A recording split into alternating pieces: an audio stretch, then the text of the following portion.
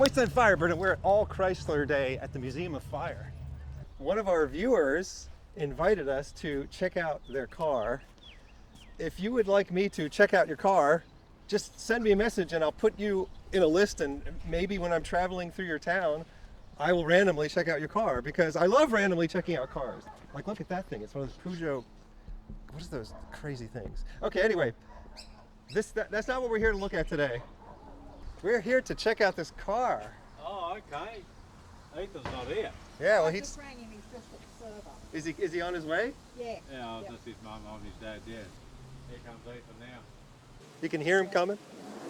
That's him. That's him coming. There he is.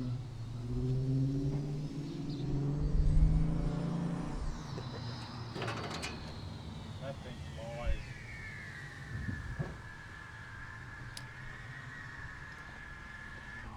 So I think we got to check this thing out first. What's that noise coming out of there? It sounds like supercharger or something. That's what everyone says. No, it's just the alternator, actually. Okay, but the alternator's like dying or something? It shouldn't be. It's only a year old. I got a lot of people asking about it. Oh, is it turbo? Is it supercharged? It's got a different exhaust on it at least, doesn't it? Yeah, it's got full headers, intake, 3-inch exhaust right through, suspension tuned, 302 horsepower at the wheels. Looks like it's been lowered. It's actually up as high as it's ever been at the moment. So Okay. Only because the wheels don't fit.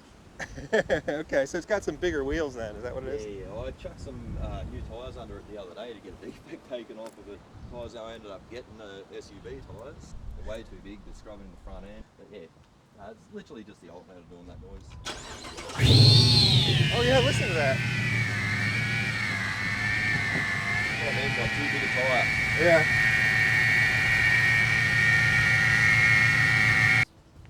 What'd we pay for it? We bought it 3,500. $3,500 about 22, 23 years ago. It was just an old brown thing with rust in it everywhere. It wasn't pink? No. But this is a factory color at one point, right? Yeah, the RTs did come out. They came in this, some of them came in this color. Yeah. Okay. And then you picked this color for it. Yeah. Okay. But was it an RT originally? No, Okay. No, it's just a look-alike. Okay. So yeah. So it was a base model, Yeah. and you just didn't really have to pay anything for it. And then you guys built it up into this amazing, gorgeous thing. Yep. So what kind of motor does it have in it? It's got a 265 Hemi in it, built to E49 specs. Yeah, the Australian Charger is totally different from the American Charger. Yeah. Like I thought I knew what a Charger was, and then I look at these and I'm just like, I don't think I've ever seen that car before. Yeah, if I had the money, I'd have a Dodge Charger sitting alongside of it.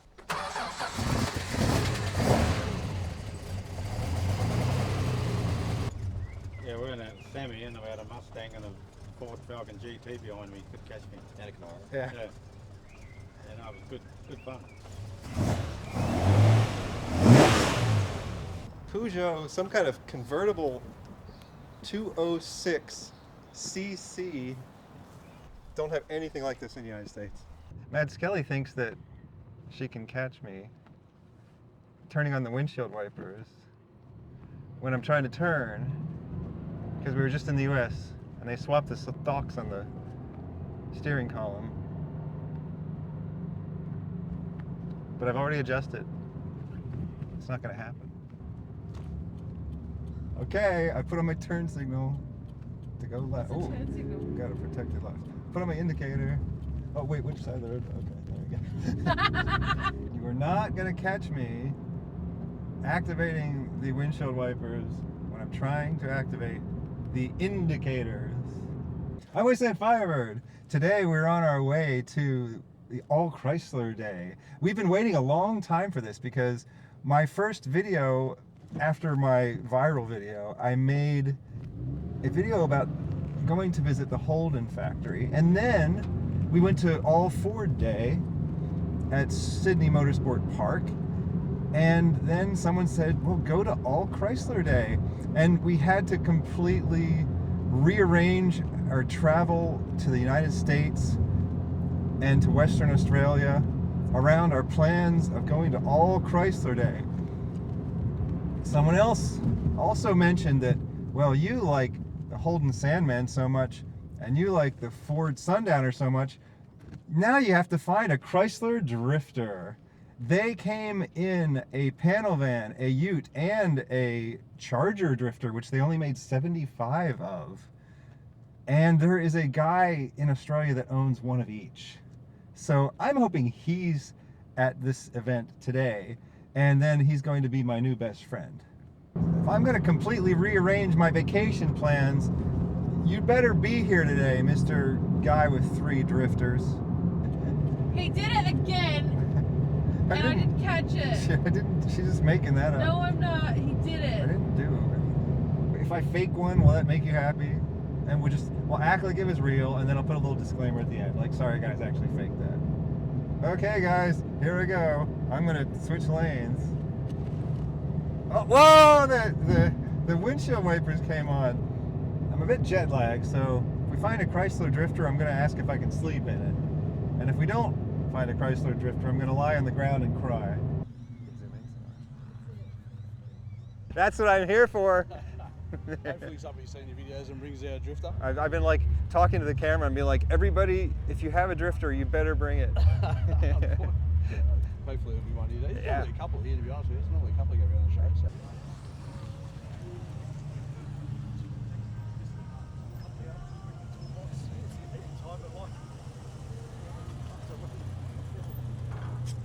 I can always recognize these Chargers by the rounded back end. They're kind of rounded this way. I don't think I've ever seen any other car designed like that.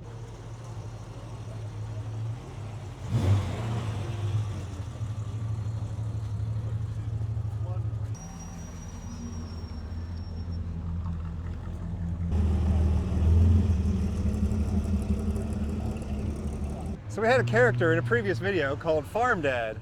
In the Holden video, he's not actually a character. It turns out he's a real human being, but Matt Skelly's dad asked me to get some S-Series Valiants. This is for you, Farm Dad. Is the spare tire really mounted on the underside of the boot lid? I would guess no. This is a remnant of a time when you used to mount the spare tire on the back of the car, and for some reason people started thinking that that made the car look more old, which then made it somehow fancy and then maybe luxurious. I don't know.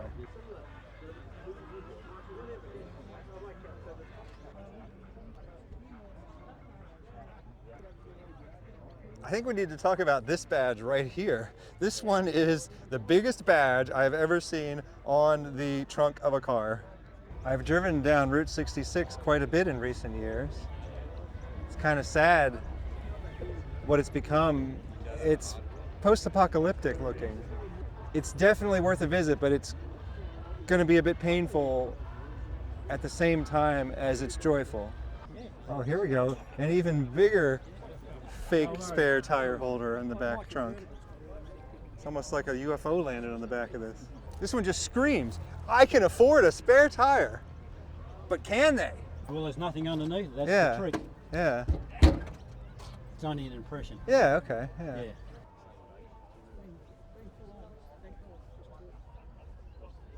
They only made the Drifter in white, yellow, and orange, so that should make them easier to find. I'm most excited about the panel van, but if we find a Charger Drifter, they only made 75 of those, so that's pretty exciting too. Do you hear the little girl? She's like, SRT. Wait, Challenger. Come on, Challenger, Challenger, Challenger. Look, we got other stuff here to look at. In Australia, you got a Chrysler 300C touring wagon. And so it has the face of a Chrysler 300, which actually looked better than the Chargers of that time period. But it's a wagon, so it's like the Dodge Magnum wagon that we got in the US, but it had a really ugly face, the Dodge did. And so there's actually a really good Chrysler 300 wagon that Australia got that the US never got. And we have the PT Cruiser section. I'm starting to become convinced that Australia really does like PT Cruisers more than the United States does. That's not hard to do. The United States, people don't like these that much. We should count the pieces of stick-on chrome here in the PT Cruiser section, okay? 1, 2, 3, 4, 5, 6, 7, 8, 9, 10, 11, 12, 13, 14, 15. Oh, convertible.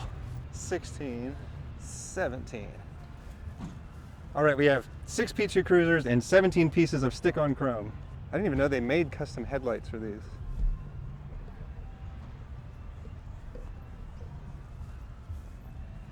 And custom grills. Wasteland Firebird. Yes, I am. Man, how are you? Good to meet you. Are you got the best section at the car show? Yes, well, I mean, in the US we would call this the boring part of the car show. But it seems that some Australians really are into these things. Yeah. Do you own one of these? No, I do not own one of these. Okay, but you seem to appreciate them? No. He wasn't a fan of them either. I'm sorry, I need to come over and interview these people. I need to say, tell me what you like about your car. Okay, we're gonna talk about an American car, the Plymouth Roadrunner. I've said it many times that Chrysler took the biggest chances with their cars. They put cartoon characters on their cars. That was one of the craziest, coolest, wildest things that they did. You beep the horn and it beeps like the Roadrunner from the cartoon. And the greatest car song of all time is the Modern Lovers' Roadrunner. I first heard that song as it was performed by the Sex Pistols, and he was saying something about Stop and Shop. And I was living in the northeastern US at that time, and that's Stop and Shop is a local grocery store chain in the Northeast. And I was like, why would Johnny Rotten know anything about what a Stop and Shop is? I must have heard it wrong. And then later I realized it was a cover of a Modern Lover song, and he was indeed singing about the actual Stop and Shop grocery store chain, about how much he loves living in the Northeast, driving up in the cold mountain air and listening to the radio. I wasn't looking at this. These have these at every car show. I am so sad that I missed the Running on Empty festival in Cobar this year because we were leaving just as it was going on. We headed out to Wasteland Weekend, but they had 2 cars that were American versions of muscle cars in that movie. And it's actually a decent film. I'm not going to call it a good film, but I'm going to call it decent. And it wasn't just the Running on Empty festival. It was the 40th anniversary of Running on Empty. I missed it. If your paint color doesn't look like it has too much sugar in it, I'm not interested.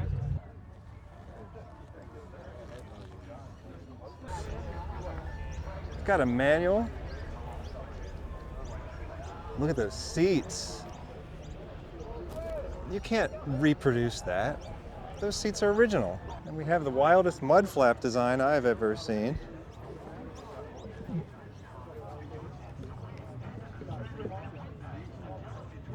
Chrysler Australia is the first company I can think of that started putting colors into the grille. That's something that you didn't see in the US until BMW started doing it in the 2000s. It's got a solid state spark control computer. This is where it all began. Cars started heading downhill. Zard computers. Now this is a stripe. We're getting closer to a Drifter Ute. Not quite a Drifter Ute, but something very close. Oh, look, there's orange in the wheels too.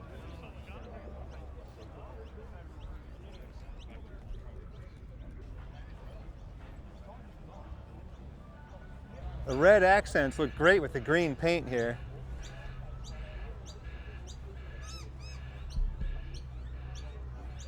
We have something strange here.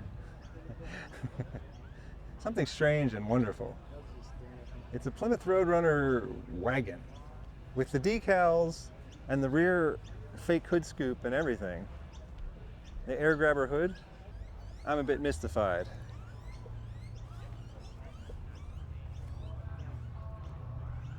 So this vehicle, I don't think ever existed. I think that they've done something to create this magical, wonderful thing. And I'm very glad they did. It's a Plymouth Roadrunner station wagon. So one of the things I wanted to look for today was the Chrysler. It's a Chrysler by Chrysler. It's called a Chrysler. It's the Chrysler by Chrysler. Oh, got some more grill colors over here. Look at this one too. Back in these days, you didn't have to buy your chrome at the super cheap auto or the auto zone. The chrome came on the car. From the back to the very front. Oh, and don't forget the hubcaps. You had chrome. Valiant. Stated with pride. This is how I bought it. Probably had a windscreen done. I've got to get another windscreen eventually because that's practically, but it's not in my line of business.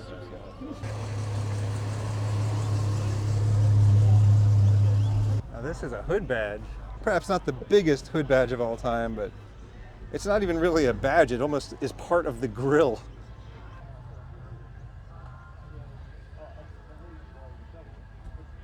You've been in the States recently? Yes, we did. Yeah? Yes. So we got like 3 or 4 videos from the States. Yeah. And then now we're back here.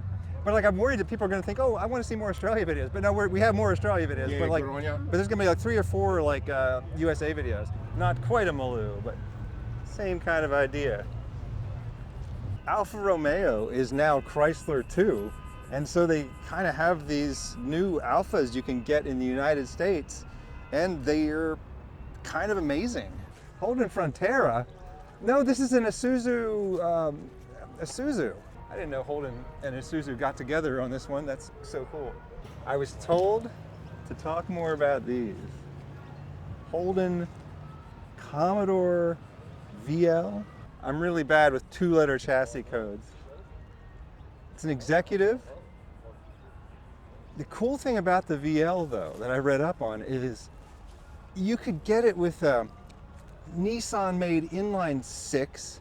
You could get it with a turbo, and you could also get the Holden V8 in it. And so these really were an 80s muscle car. I'm starting to think I'm not going to be finding a Drifter today, but that's okay because when I do find one, that'll just make it all the better. Look at this gorgeous thing. I wouldn't change a thing on this car except for, I believe that's Comic Sans.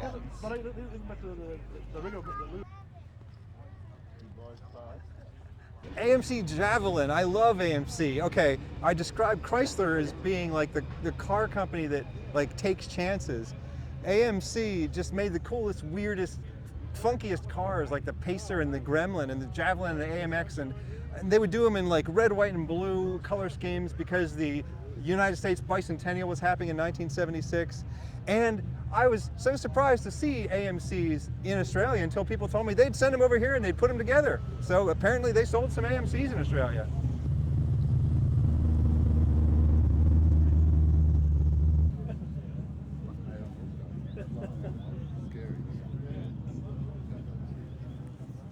I had no idea until I got to Australia and I started going to car shows that Mitsubishi and Chrysler worked together on a lot of cars, and a lot of Mitsubishis were actually manufactured in Australia.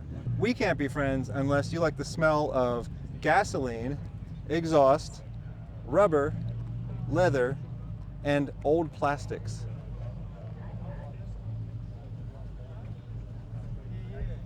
I love that you can still get this fuel cover cap on a modern Challenger today.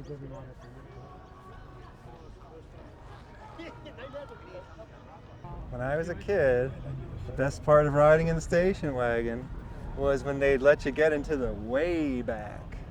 Not just sitting in the back seat, but you'd climb over the back seat and play in the very back without any seatbelt on. But you know, the back seat seatbelt was a lap belt only, and it seems like if you were in a crash, you would fly forward and then your head would hit the seat in front of you and then bend this way, and it wouldn't be a good crash either. It's almost better not to wear the thing. There's a slide here, guys, and I think that adults are allowed to use it. And it's pretty easy. Thank We you. don't know how to spray it anymore.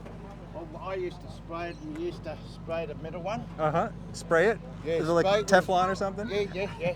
And when you start, you hit that one, and you land here. I'm Wasteland Firebird. What All Chrysler Day! It's talking about how the trunk of a car is called the trunk because it used to just be a trunk. And then I said, I don't know why they call it a boot in Australia. And someone explained, it's a boot locker. Hold your boots. Venetian blinds on the backs and the sides of cars is something that Australia really seems to like to do. It's a rare thing to see in the US. Sometimes you see the louvers on the top of the window, not inside the car. Wayfarer, that's a beautiful name. It's the most beautiful and eloquent and complicated way of saying the thing that gets you where you're going. Doesn't look like we're going to find a drifter today. I'm creating value by making this channel, and I'm not asking anyone to create value for me, because sometimes the kindest thing you can do is simply refrain from asking others to create value for you. So it's okay that there's not a drifter here. I've made my peace with the fact that there's not a drifter here today. I'm fine with it.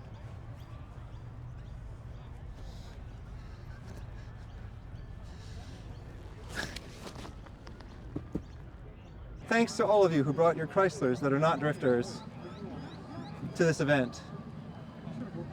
And to those of you who own a Chrysler Drifter, you are no longer allowed to watch this channel. You have your permissions revoked. You have to hit that unsubscribe button, and I don't care if you hit the unlike button, and I don't care if you put any comments, I'm going to delete the comments. Do they have it? Do they have it? The sausage roll. Maybe this day is redeemed. Sausage roll. I've never had one of those. Oh no, but the line. I might get a little existential in this line. Existential?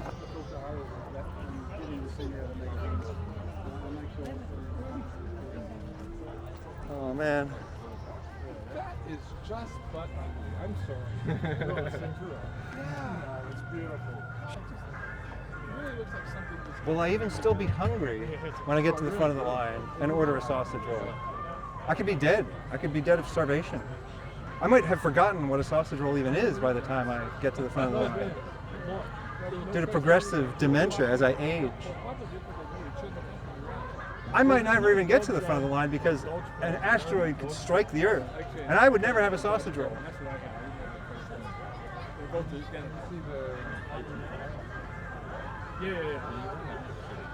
If at any point I cease to be interesting, just feel free to watch another YouTube video and come back if you like, or don't. I don't even care anymore.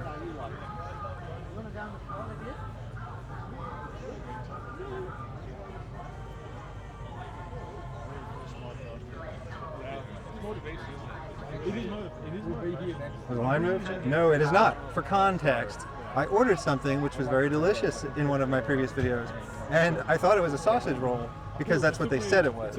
But indeed, it was sausage on a roll, and it was not, in fact, a sausage roll. So it has been a long-term goal of mine to try this famous sausage roll. Sausage roll. Sausage roll. Sausage roll.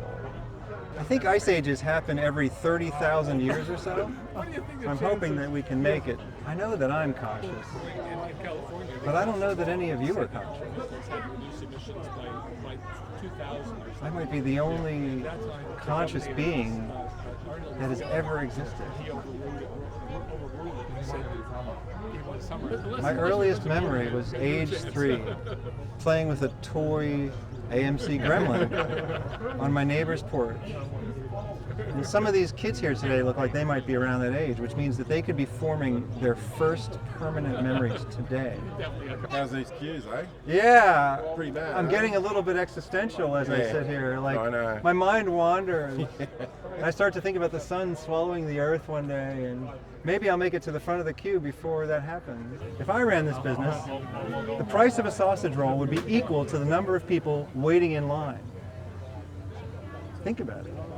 I actually don't even know what a sausage roll is. What is it? So there's bipolar disorder, and they used to call that manic depressive, and Matt Skelly just described me as manic stoic. Hi, how going? Can I get a sausage roll? Yeah. Little pie flats. No, you mean you're out of sausage rolls entirely? He literally just got He got the last one. He did. Mm. There really was the last sausage roll. The guy before me got the last sausage roll. I'm told sausage rolls are not that hard to come by, but I sure can't seem to come by one. All that waiting in line for nothing. But I'll tell you what, it's really good. You have to play the cards you're given in this life. I was dealt a hand with no drifters, no sausage rolls, and I'm still just trying to make the best of it. So I'm still on the lookout for a drifter panel van. Well, I don't know whether you've checked out the beautiful PT Cruiser. Chrysler, not quite a drifter, but maybe sort of a drifter. Chrysler, that's inspired by the drifter, but maybe not quite a drifter.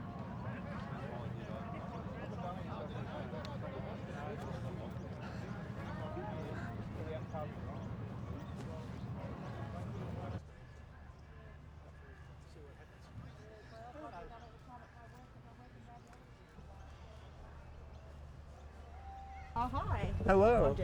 I'm Wasteland Firebird. So do you own one of these? The black and red one. Okay, the black and red one. So what's your favorite thing about a PT Cruiser? I actually just like the shape of them because I think, well, this one's a 2001 model, so it's one of the first ones. We didn't get them in Australia to 2000. So this is a 2001 model, and was Worth's the second owner, so the first lady owned it for 20 years, and then us. But yeah, I just like the fact that they're like, you know, it's different to every other car on the road. Well, yeah, so Chrysler, the coolest thing about them is that they weren't afraid to take chances because they were number 3. And so they would experiment with colors and designs and do some cool stuff like this. Like, it's definitely a retro looking car. And I've always kind of liked them, but like people in the US, they always just kind of like, PT Cruiser, blah. But I mean, they really did, with the styling, they tried something new. Different. So in America, do they say that they're like, that they're not got much get up and go? Yeah, they seem as boring and slow and just sort of a practical car, even though clearly when they designed them, they tried to make them look like a retro hot rod or something. Yeah, that's what it looks like. It seems like it has a lot of potential. So they would take chances with the colors and the designs, and I like Chrysler in some ways the best for those reasons. Well, we're in a little club like the PT Cruiser Down Under. How many people are in the PT Cruiser Club Down Under? I think about 50. I was making fun of some of these cars, but I think yours is the best one. Have you ever considered putting little pieces of stick-on chrome on here? Whether I love your car or not, it doesn't matter. All I care about is that you love your car. And the fact is, I've talked to so many people where when they start telling me what they love about their car, I start to love their car too. So I figured out that the Museum of Fire is not actually fire on display, but rather a museum of fire trucks. I really didn't know that.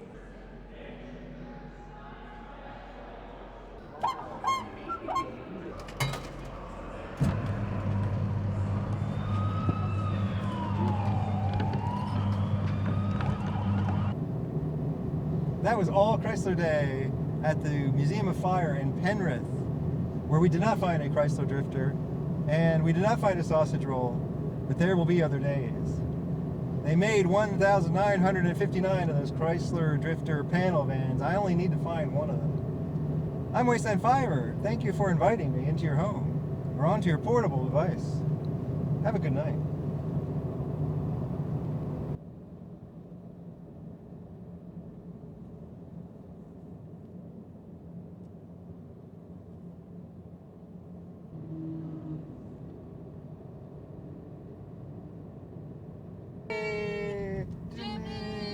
Are you glad to have a Jimny? Thanks to Mad Skelly for the camera work.